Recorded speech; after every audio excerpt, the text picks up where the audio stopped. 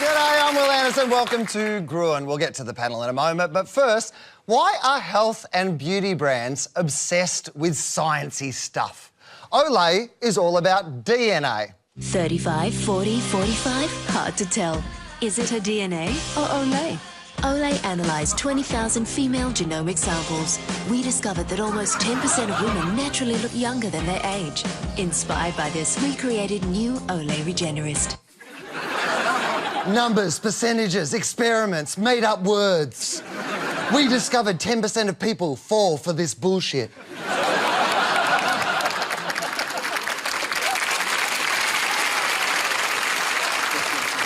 If you can't tell if something is DNA or Olay, don't put it on your face. Lancome is busy experimenting on what looks like a human brain. But what I love is their disclaimers. Caucasian panel, self-assessment, 56 subjects, 4 weeks. Sounds like a promo for Q&A. And then there's this. Experiment done without scientific objective.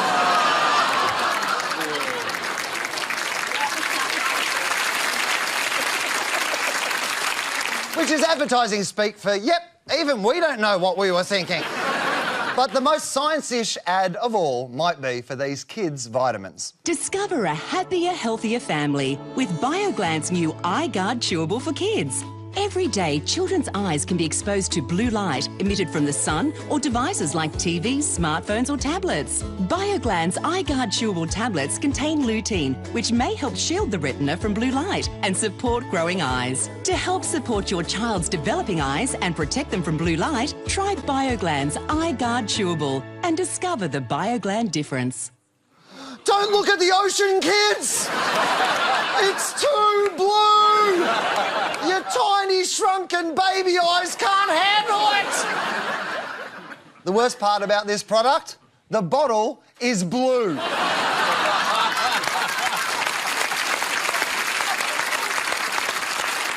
The owl on the label is blue. The logo is blue. The background of their own ad is blue. The flavour of the tablets? Blueberry.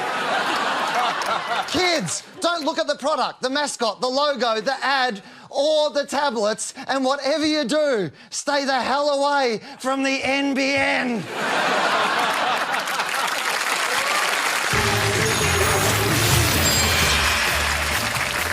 Time to welcome our panel from PwC, Russell Howcroft, and from a mountain somewhere, Todd Sampson.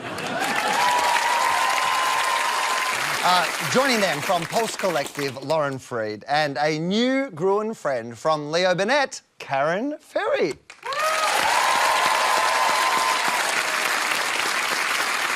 Tonight, the marriage equality vote.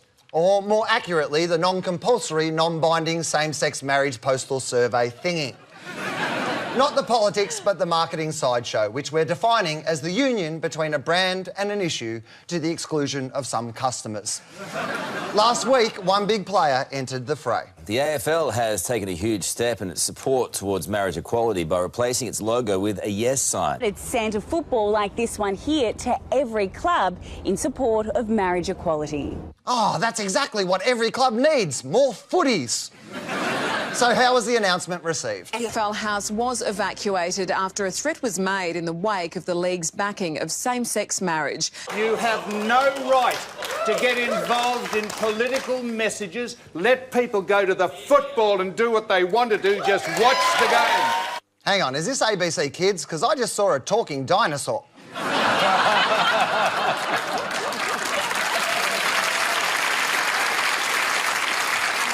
AFL CEO Gillon McLachlan kept calm. I think it's incumbent upon us to have a view, not to lecture people, to not force it down their throat, but say this is who we are as a brand. Karen, is it really incumbent on a brand to have a view on same-sex marriage? I think if exist in the future and they want to talk to people who will exist in the future, then yeah, I mean, we're seeing a lot of brands changing their behaviour from talking about just products to how they affect the world and the environment around them. And it's all got to do with millennials, which I know everyone keeps talking about millennials and it feels a bit overdone, but the reality is in Australia they predict by 2030 there'll be 54% of the population and they will earn 2 out of $3 earned. So they're a huge target audience, and they're also the most ethical target audience in the history of consumerism. Like 70% of millennials will happily pay more for a product that aligns with their values and the issues that they care about. You know, there's 24 out of 25 countries in the world at the moment that have legalised same-sex marriage. If you look in terms of behavioural trends, it's going to happen here. We're not isolated. Australia isn't unique. We're not North Korea. Well, that's good. I think it's... By the way, all I heard was millennials will have 2 out of every $3, and I was like, oh, well, the planet's going to be underwater, so good luck. I think it's actually smart of the AFL to do this, even though it was very controversial, and the cynicism of gay washing and all the stuff that came with this. I think that the AFL is the only male sporting code in the Western world to not have an openly gay player. And yet, in Australia, it is one of the most open, family-friendly brands in sport. So for them to take a position on this, I think is a clever thing for that code to do. This is really powerful because of its simplicity, in that all they did was change the logo to say yes, and had a photo opportunity, and then the photo finishes up on the front page, and then so bang, job done. They've made their statement. They've made their statement very powerfully and very simply. Yeah, and people say that corporations shouldn't get involved in this stuff. That's simply not true and not smart. Corporations are incredibly powerful citizens, part of a community.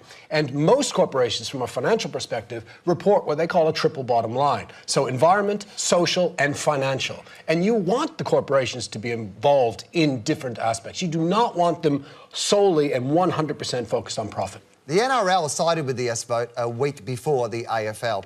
Many other codes have pledged their support, including Cricket Australia, Tennis Australia, Rugby Union, the National Basketball League, Netball Australia and the Adelaide Roller Derby. Russell, why is this debate happening on the sporting field? Well, because, for Australia, sport is almost a religion. We're certainly all attached to many of the codes. And they do have a voice. They have a social voice. They are a big part of lots of change that's occurred in society. They're very strong and they're very loud. They're also young. They're young by nature, and they have to, play to their audience. And I think it's absolutely appropriate, and I think most of them are doing a great job. I think that homophobia is alive and well in sport, not just here, but globally. And statistically, if 8% or 7% of the population are gay, that means there are players currently that are not safe enough to come out and express themselves. So in a strange way, it's not being played out on the field where it should be played out and talked about and openly communicated. It is being played out somewhat politically above them with the CEOs and the corporations. I think there's another opportunity, though. According to the marriage equality site, nearly 2,000 organisations have pledged their support. There are big-name brands like Myer and David Jones, less surprising backers like Grindr, and some unexpected allies like the Hog's Breath Cafe. I mean, I guess that makes sense. Even their fries aren't straight. None of them are advertising on TV, but during 60 Minutes on Sunday night, this played. A big yes is built on a lot of little no's. And Westpac's eSaver account is the ideal place to start saving. Because we're proud supporters of you and your big yes. Interesting. Westpac has actually trimmed out the start of a longer spot. Laura said no to a lot this year. No to drinks, dinners out, her morning flat white. She said no to Fiji. No to more pairs of shoes than she cares to remember. So they kept the yeses and cut out the nos. 2 words that couldn't be more charged at the moment. Every ad feels like an ink block test. Lauren, am I reading too much into this? It's very common to use longer ads, say a 30 or a 60-second ad, to launch a campaign and then come in later with a 15 or a 30-second TV ad that has a call to action or an offer. Now, Westpac have been taking the same-sex marriage debate head-on. They've been fully supporting it. And as much as we want to point a finger at Westpac and say they were trying to benefit from this in a very direct way, or they were doing something wrong, or actually this had anything to do with the same-sex marriage debate, they just didn't. This is just too subtle compared to what Westpac have been doing all year. Is it one of those ones, Todd, though, where even just by taking out the no's and leaving the yeses, you've still made a decision in this environment? I think this is opportunistic marketing. I think they cut this ad down to fit with the Yes campaign. It was originally designed for something else, but I think they cleverly cut it down. And you know, good on them for doing it. My issue with the ad is a technical one. It's Photoshop. There's no dust coming up behind. I'm sorry to break this to you after so long, but sometimes advertising is full of lies. Thank you, Will. It is. So they've chosen. Obviously, they haven't chosen to brand it. Yes. And so there's nothing. It isn't campaign branded, but it is. It's an opportune moment that they've used, and it will work as well. Actually, I think it's going to work very well. It's just as a subtle impression around Westpac, and it's a nudge in the direction of Yes. But in terms of how it'll work, like, is it about saying that they support the same-sex marriage debate, or is it saying that it will work in terms of the interest rate they've stuck over it? Like, there's an interest rate in that the entire time. That's what the most unnerving thing is. They've tried to marry product, if it is actually what they've intended to do, product with something that's much more political, and they've just been like, oh, put it together. And it sort of leaves I don't think it started off as a political campaign. Definitely not, but they've also laid that on there. And the ad itself, the 30-second, was from November last year, so they've waited 10 months to run this 15. It's good intent, but poor execution. Yeah.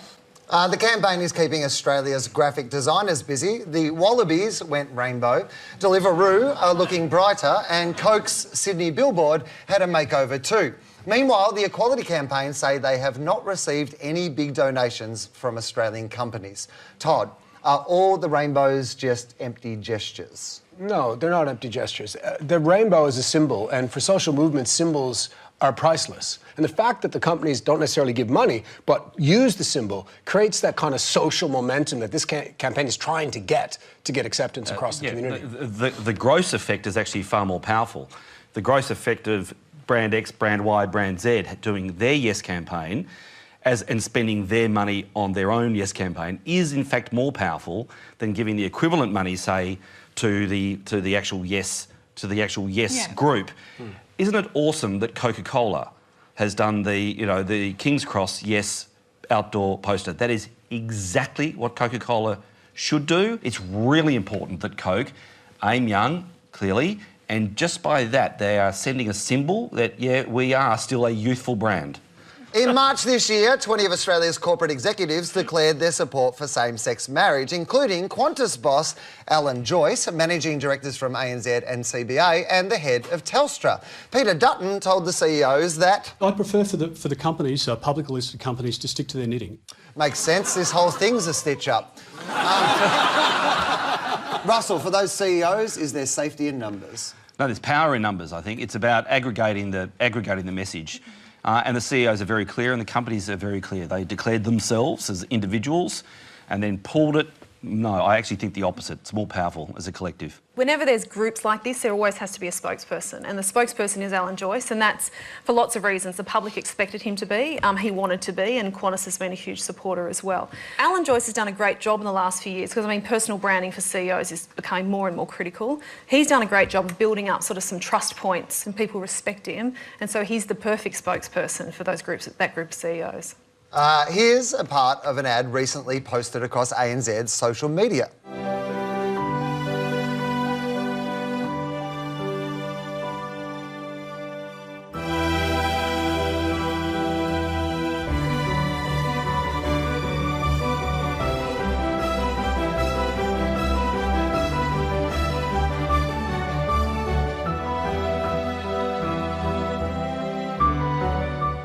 Hands also get a run in this ABS ad. The Australian Marriage Law Postal Survey is your chance to have your say on whether Australian law should be changed to allow same-sex couples to marry. At least we can all agree the real winner is hand models.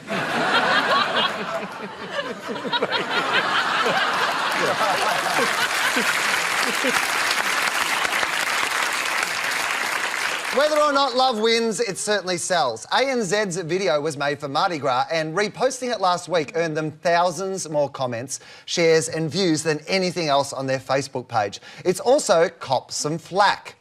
How does your supporting and taking sides in this political issue provide value for money to me from your services? That is a perfect impression of the person who wrote that letter. Lauren, how nervous would ANZ be about alienating customers? Banks have the most information about us. They have more information than any other business, maybe other than Google, around what our behaviours and our purchasing behaviours look like. So what that means is that the data was telling them that this was the right thing to do. They would have been able to see if I went to Mardi Gras 7 years ago, where I live, they know what a potential yes and a potential no voter looks like, so they were able to weigh that up with the data that they had, and the data told them that they were in a safe place.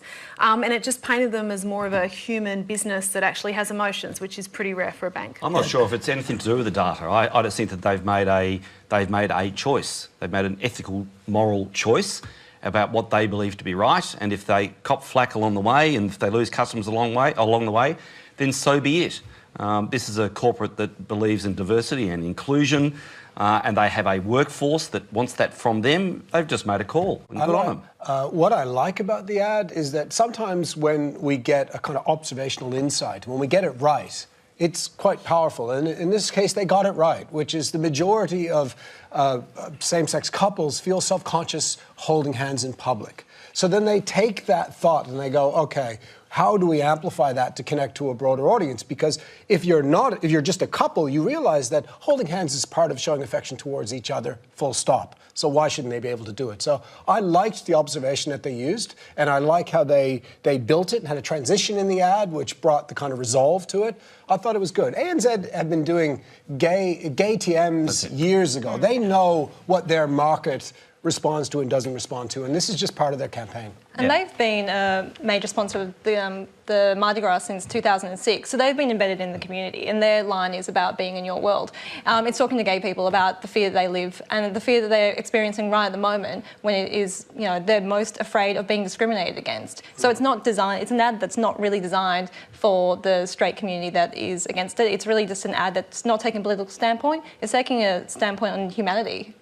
It's because they've been involved with the Mardi Gras for 10 years that I think they can make an ad like that. Yeah. I think if that ad came out of the blue from a bank, it would be a bit weird, and it would be like they're trying to, you know, cash in on this particular issue right now. It is very powerful because of their history in this space. Magnum Ice Cream is on the brand wagon too. Is this love that I'm feeling? Is this love that I'm feeling? Is this love that I'm feeling? Is this love that I'm feeling? Is this love, is this love, is this love, is this love that I'm feeling? Is this love, is this love, is this love, is this love that I'm feeling?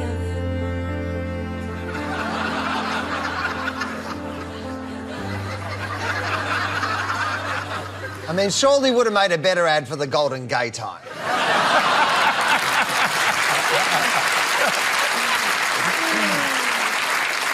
Big product shot there at the end. Karen, is that tacky? Oh, it's so tacky. I hate this ad. I think it's an embarrassing fantasy that's as outdated as the men who wrote it. Like, in film criticism...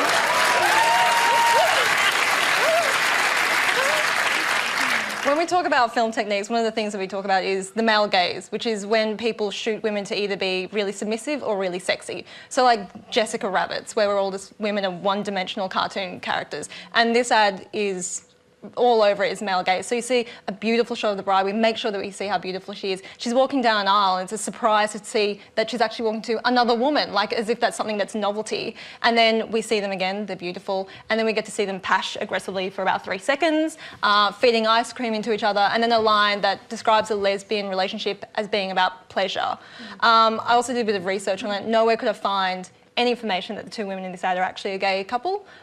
They're probably most likely models. So they're not really doing anything for the issue. Right. If they're models, they're lying about being gay and lying about eating ice cream. Yeah, I think Karis has described why I like the ad so much.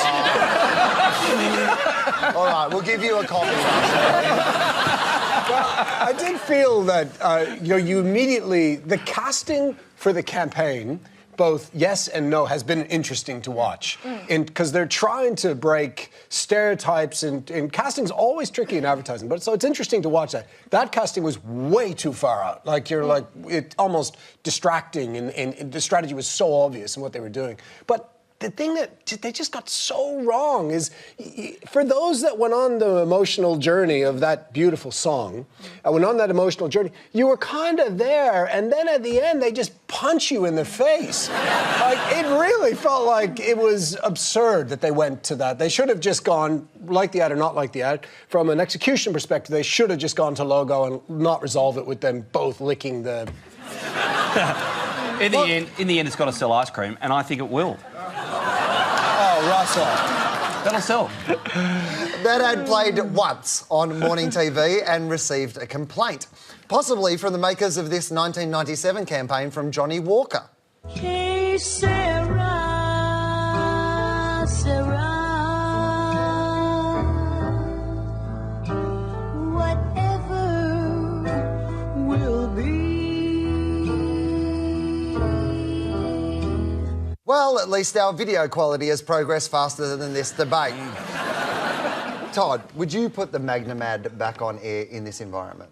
I don't like that ad, so no, I wouldn't have put that on air. But I think the thing is with complaints. So that ad was what the complaint was, which I found stunning, was that it promoted lesbianism as if it's some kind of disease that you're promoting to people. So that was the complaint. And remember, one complaint, and that goes straight to the Standards Bureau. Yeah. So, this, and also, so you got that issue down that track of Standards Bureau and what happens, and one person sitting at home, and it goes to a tribunal. The second thing is social media amplifies everything. So companies have become so super sensitive to feedback because never in the history of corporations have they received more direct feedback from customers. So a little bit of negative feedback amplified by social media scares companies. Yeah, then as a result, you burn $1 million in production. I want them to put it back. I want them to put it back on air because I want to see if it works or not.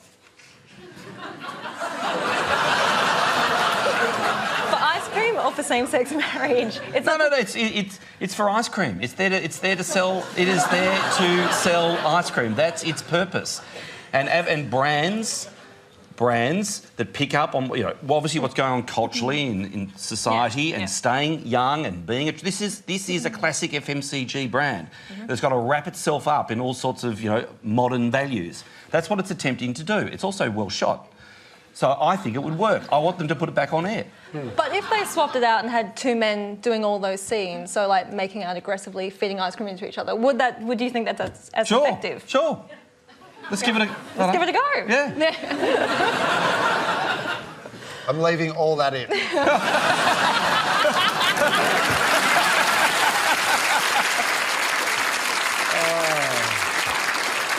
Some companies don't just link their brand to this cause, they use it to sell a product. Amazon's Audible is promoting a podcast. Marriage equality acceptance debate. I'm so in love with marriage equality that I exclusively date people who are the same sex as me. Well, I just got engaged to a man. That ring is beautifully understated. And Airbnb is spruiking rings. There's work being done to close that gap, but there is still that gap. I feel like it needs to be closed. The gap actually does need to be closed. I'll wear this ring until my sister can belong. Until my son can belong. Until my uncle can belong. Until my cousin. My mother. My mate. My brother. Until I can belong. Until we. Until we. Until we all belong. Wear this ring and show your acceptance of marriage equality. Of course, your Airbnb host will claim the ring wasn't broken before they left. Audible and Airbnb are American companies, a place that already has marriage equality. Lauren, does that make it easier to take a stand? I think, well, I know that brands are very protective of brands, and they've spent millions of dollars over many years to build brand reputation and brand equity. And what that allows them to do is to charge a premium price, retain customers, have a competitive advantage. So a strong brand equals a strong business. So when businesses are making decisions, and even something like this, they look at through the lens of, is this going to grow our brand equity or is it going to erode it? If there's any chance it's going to erode it, they won't go anywhere near it. So all of these businesses have done that analysis and they think it's going to grow their brand equity, and that's why they've moved forward with it. I think the Airbnb idea is awesome. Yeah, the broken ring is a cracking idea. And whenever you can actually have something physical that represents, you know, your point of view, even if it's a burger phone, right? If you've got something physical that you then advertise and promote the idea, the simplicity of the idea, it's extremely strong. I agree with elements of that, but there has to be relevance. I have no idea why Airbnb would link itself to rings. I have no idea. That's the only thing I like about the ad. Is that I like the line, because Airbnb's line is belong anywhere. Yeah. And so for me, when I saw belong anywhere and the campaign is about belonging, I kind of got that link, and I went, oh, well, that's quite good. And advertising lives in the context of the culture it exists in. And in America, it has progressed. Strangely enough, America has progressed past us, but it's progressed past. You know, it lives in that world, so it's okay. And I think they're trying to create a symbol again, a symbol of a movement. And for me, I think it's fine. I think it's good. Yeah. Plenty of companies are maintaining their silence. Westfield, Aldi and Harvey Norman have stayed quiet, which is usually impossible for Jerry Harvey. These retailers are out of date. They haven't got internet sites, or they should, you know, get onto the internet more. That's not what we're talking about. Oh, no one knows what you're talking about, Jerry! Russell, in this debate, is it possible to stay agnostic? It is possible to stay agnostic, but you've got to bear in mind that I think there is just a clear divide between old and young and regional and city. And so you've just got to, I think, look at your perspective as a corporate through that lens. So if I am being agnostic about it, then I am probably being old and being regional. But it's also, you look at the brands who are mostly doing it, and they're things like telcos and banks. They're things with no product differentiation, so they actually need to represent values that people can align to, and they need to have a bit more of a personality. If you're talking about value brands like Aldi or Harvey Norman, you don't go there because you want gay marriage. You go there because you want to buy a cheap fridge. Like, it's Jerry Harvey. No one goes there because they like him.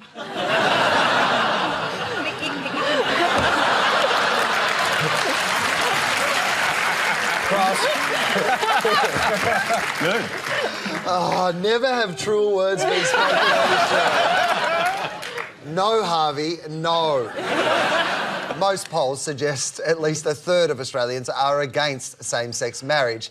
Karen, is there an opportunity for a brand to court the no vote? Sure. Like, you could do it in a short term, but for a long-term strategy, it's probably a really bad idea. Like, if you look at stats of who supports the no vote, it's predominantly older people. It's majority like 65 plus. You think about the next 20 years, they're going to be older, they're moving into retirement, they're going to die. And then you're left with, if you're a company and you've got this millennial target audience that are like going to be 54% of the population by 2030, they're going to look at you and they're going to hate your brand, and your target audience are going to be dead. So, long term... I got to be honest with you. There's a period between retirement and death we call watching the ABC. And that's a very important demographic. Some businesses are accidental conscripts into the debate, like the owners of a Tasmanian pizza shop who discovered a no sign erected outside their store. They responded with flair and paint. It's okay to say no to pineapple on pizza. It's a huge debate at the moment, obviously. I mean, everyone's talking about, you know, whether pineapple should be on pizza or not.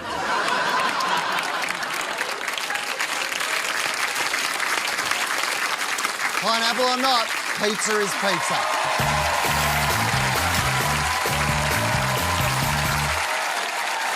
now, the pitch, the segment with a vote that won't cost this country $122 million. Tonight, an issue you may have heard about on the news once or twice. Housing affordability. Put away your avocados, because we've challenged our agencies to make an ad in favour of a one-house policy. Can they do it? Please welcome from Brain Cells in WA, Rebecca Wong. And from Big Fish in Brisbane, Simon Langford Ely. Rebecca, where did you settle? We're appealing to lawmakers to put national interests ahead of self-interest. Let's have a look. Rocketing property prices mean many Aussies will never own a house. Meanwhile, Polly's, on average, own 2.4. They say we have a housing supply problem. Looks more like a greed problem. Abolishing investment properties will increase supply and slash prices, so we can all share in the Australian dream. Tell both houses to legislate one house. One person, one house. It's dwelling democracy. Thanks, mate. Simon, how did you bid? We wanted to show how absurd Australia's obsession with property investment has become. Let's have a look. When I grow up, I want a big house and a dog. Oh, and a red car. And of course, a triple garage.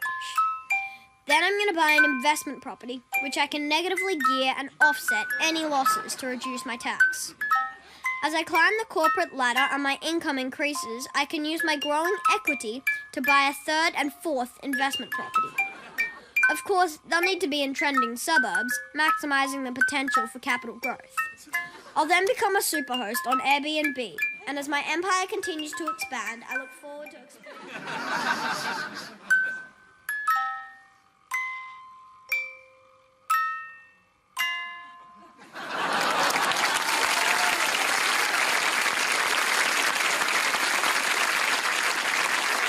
All right, Russell, which of the two convinces you? I love the animation of number 2, but number 1 I thought was a really powerful political campaign. Karen? I think I'm going to have to go with number 1 because I found it really simple but really effective and got me really riled up. Lauren? I'm going to go with 1 as well. I found it really compelling and I believed it and I'm really annoyed about it. Well, Todd, as long as your vote is worth 3, it could still be a tie. Well, I thought both similar strategies, but I actually liked the execution of the second one. Well, it's still a victory to number 1, but congratulations to you both. There you go, well done. Well done to you both, though. Well done.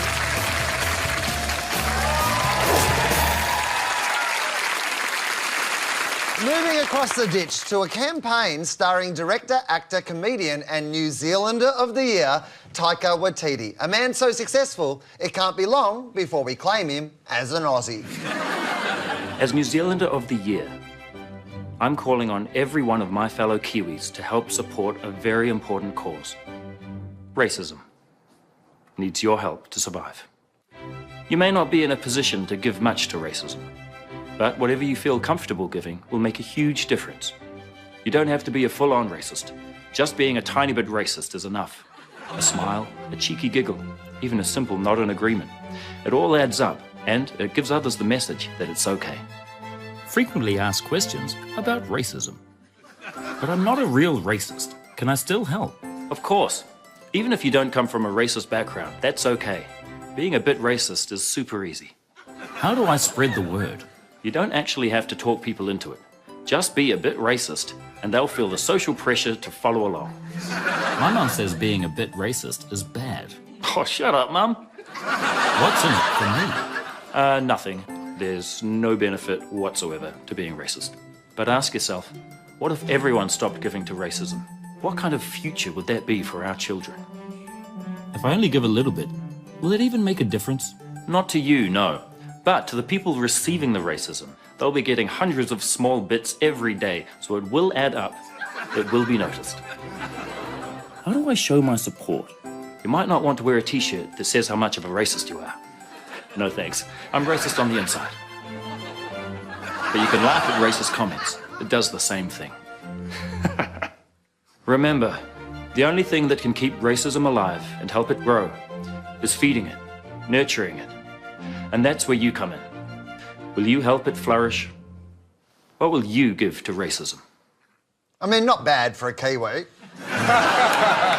Lauren, what did you think of that ad? I adored that ad. I really, for lots of reasons, I love that it treated viewers like they're intelligent, which doesn't happen all the time in advertising. It used a spokesperson, so they didn't have to start from ground zero. They had Taika, who they were able to piggyback on the back of his reputation, the respect that people have for him. Brilliant use of humour. I mean, it's very powerful, and it allowed them to do a soft attack. I mean, that ad was saying, you're a racist, and as a viewer, you're like not even offended by the fact that you've been called a racist. And also, it just called out the behaviour, and it gives people permission in a social setting to kind of go, no, I'm actually going to walk away from this. I think this was an extensively researched, beautifully executed piece of creative. I mean, firstly, he's a genius. He's amazing at what he does. And humour is really good at lowering our defences to let hard messages get in. This is particularly clever because one of the big issues humour generally has is you remember the joke but not the product. In this case, making the product racism and the humour all around that product is a stroke of genius because it's just all rational messages focused on not big racism, little bits of racism. Yeah. And so you watch it and you take it in and you follow them the whole way through. This is deeply, deeply powerful because it asks you, the viewer, to check yourself on the inside. And that is where it's nudging different behaviours, and it's a step in a progression where people won't have to check themselves on the inside. But it doesn't in a really, we could do it in a serious way, but the problem is people would feel really confronted and be like, oh, I'm not racist, I'm not going to listen to this. But it's kind of like, that analogy of how you boil a frog. It's you enter really disarmed and then slowly through the act of it, you sort of realise what your behaviour is and you're like, maybe I do need to change without actually feeling really confronted or really offended at what you're actually finding out about yourself. Okay, just for the record, if you're boiling frogs, your behaviour should change. What they're doing here, which we don't always see in advertising, is a huge generational change. So they're not trying to change everyone right now. They're trying to create a huge shift in a generation, and we see that when you sort of think about that early stage approach, and we've seen it a lot, and it works. We think back to that drinking cycle ad where it showed the dad at the barbecue saying to the kid, "Hey son, get dad a beer." Then it showed the next generation of him saying that to his son. And we've also seen that when you look at... By the way, that ad had the opposite effect on me. It was the only time in my life I've wanted kids. Race is all about colour. Todd, why is this filmed in black and white? For that reason. I think it's a very simple creative device. It's a black and white issue, take colour out. And the other thing is, just in general, personally, I think executionally everything looks good in black and white. So it's a simple creative technique. It's also a parody of a public service announcement. I mean, those are the typical ads of a cliche where it's a celebrity talking to camera being like, we want you to help in this important charity. And they're usually black and white. They're shot to be really low production, and that's kind of what this is. 2017's been a big year for racism. Tiki torches have burned bright, and 1 in 5 Australians were a target of racial discrimination, up from 1 in 8 last year. Yay.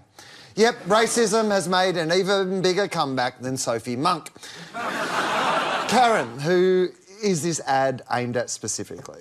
It's not aimed at your occasional white supremacist. It's aimed at your everyday accidental racist. So people that kind of will laugh along at jokes, even crack jokes, or make just sort of inappropriate comments, the small little insidious things that slip through society. And it's targeted at them because they're the people that are most likely to be able to persuade change. But also, if you ask people, they'll be like, is Australia a racist country? The people that are generally not of the dominant culture will be like, yeah, it is, because they're getting all these little tiny glimpses of messages throughout years, throughout different parts of society, and so they think as a whole, Australia is racist. But if you can kind of remove that, then when you do have the really bad incidents of abusive woman on train goes viral, then it just feels like a single thing that doesn't reflect Australia, but just reflects one person. Yeah. My favourite moment is this. My mum says being a bit racist is bad. Oh, shut up, Mum. Recent Australian ad campaigns tackling racism have been far more serious. Russell, what does it say about Australia that this is something we can't laugh at? It's a great pity, isn't it, that we're not great at irony. We're not great at immediately understanding that this is a bit a piss take. Even the audience took a while to actually understand what was going on. And for the message to be truly powerful, it probably needs the government backing, it needs their money, and it's just really tough for governments to do something like this. And the government won't use the word racist. So they're just never going to come to terms, well, not never, but at the moment they're just not ready to say the word. And so they talk around the point when they just need to get to it and say this is what racism is, and that's what they did. They illustrated instances and examples of this is racist, this is, and this is. And you're like, oh, like I'd be shocked if anyone in the audience could say that they haven't been racist according to that ad at some point in their life. You know, we can all recognise that that was my behaviour. You've now got 37% of the Australian population saying Australia is racist. So as a government, you need to be looking at things like that and saying, OK, what does that mean for the society that we're creating or that we want to have? And this is an issue that is critically important. But when you've got nearly, 4.7 million people have been, openly discriminated against from a racial perspective last year, cultural denial of racism is a problem, and that will be reflected in how we advertise, because everyone will be so sensitive to, and humour, when you have that denial, would seem like the exact wrong strategy, when in fact it's probably the right one. But I think for the government as well, it's really hard to be comfortable with laughing about racism when we can't even deal with our own history as a country. So it's hard to come out and be like, oh, well, let's make jokes about racism when we still haven't addressed a lot of the other things that have happened in the past 200 years. Yeah, so it's a pity we end up having to leave it up to Lamb, right? Yeah. So, there are lots of social issues that the government do need to tackle, and they do need to use the power of advertising. The fact that we are a multicultural success story is something that, again, the government could communicate. But Russell, even if you look at the Lamb ad, like I watched the Lamb ad and I question if you put it through the filter of the New Zealand racism ad, we laugh at the Lamb ad when that actually is casual racism. Taika Waititi is New Zealand royalty. He's behind the movies Boy and Hunt for the Wilder People, and he's directing the next Thor, which makes it extra impressive that his only payment for appearing in the ad was New Zealand delicacy, pineapple lumps. Todd, if you made that ad in Australia, who would you cast? Considering the environment we're in, I would get Pauline Hanson. I reckon Pauline Hanson is the best anti-racist ambassador in the country. Just give her it's like the New Zealand ad without irony. Just give her the platform. Just give her the platform, let her run, and if she doesn't scare you straight, you're too far gone. I'll tell you. I'm going to say it once, Will. That's an awesome idea. Oh, you're into that idea? I think that's a really good idea. Genuinely, that is a really good idea. If you could persuade Pauline Hanson to do an anti-racism commercial and put serious weight behind it in terms of money, brilliant idea. I think you could, the Australian media's already cast who they want, and that's Waleed Ali playing Nazim Hussain. I mean, the fact that media can't tell the difference between a comedian and newsreader because they have similar skin tones is the real joke. I get your point, but people can't tell the difference between me and Adam Hills, and he's got one foot.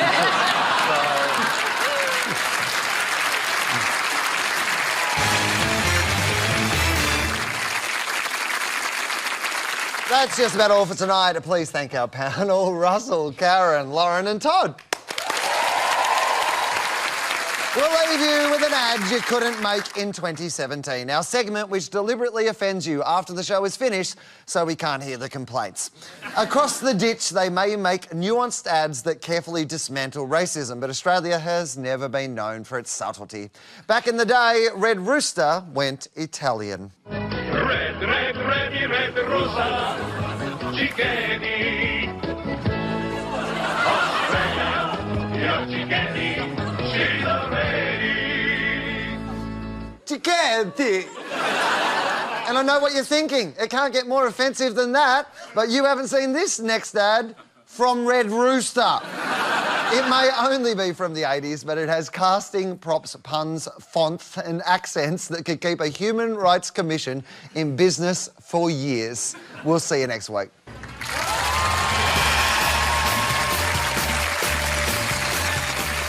Meet two of the world's greatest lovers of chicken wings, Mr. Wing and Mr. Wong.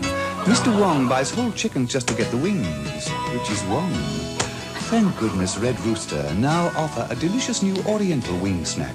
3 succulent wing pieces, sweet and sour sauce, golden chips, all for just $1.99. Ah, Red Rooster. Oh, rocky guy. Red Rooster's new Oriental wing snack. Now when you want wings, you can't go wrong.